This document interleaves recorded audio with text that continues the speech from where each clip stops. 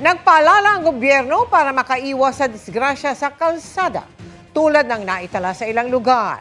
Ang ilan dahil umano sa nakatulog na driver. Nakatutok si Marisol Abduraman. Maluwag ang daan ng bagtasin ng truck na ito ang kalsada sa Calamba, Laguna kaninang madaling araw.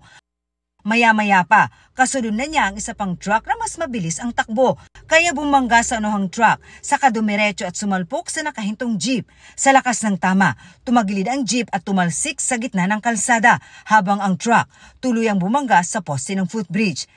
Sa isa pang video, kitang-kita ang wasak na unang bahagi nito. 3 ang naipit at sinagip ng mga otoridad, pero isa sa kanila ang binawian ng buhay at hindi na umabot sa ospital.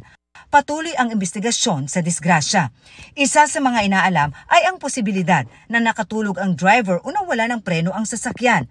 Sa Misamis Oriental, posibleng nakatulog din umano ang driver ng delivery van kaya sumalpok sa kasalubong na truck sa Gingoog City. Dead on the spot ang driver. Sa Canlaon City, Negros Oriental, tumagilid ang isang truck itong weekend at nasawi ang driver nito. Nabundol naman ng motorsiklo ang isang grade 11 student sa Calasiao, Pangasinan sa mismong araw ng kanyang recognition rights. Sa Cebu City, nasagasaan din ang 4 na taong gulang na babae na umihilang umano sa gilid ng kalsada. Nahuli ang nakasagasang driver na tumakas matapos ang insidente. Retiradong pulis ang driver na nakipag-areglo na sa kaanak ng biktima.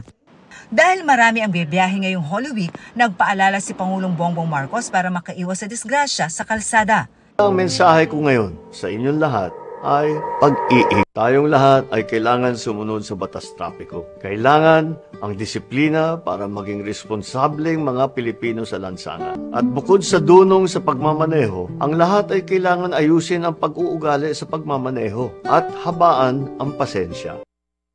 Paalala rin ng Department of Health para masigurong ligtas sa daan. Sa mga magmamaneho, siguraduhin hindi nakainom ng alak o inaantok. Kung iinom ng gamot na nakakaantok, huwag nang magmaneho. Lagi magsuot ng seatbelt o helmet kung nakamotor o bisikleta. Tiyak hindi na maayos ang kondisyon ng sasakyan. Huwag gumamit ng cellphone habang nagdadrive o tumatawid sa kalsada. Sumunod sa mga batas trapiko at magbigayan sa daan para iwas gulo. Para sa GMA Integrated News, Marisol Abduraman, nakatuto 24 oras.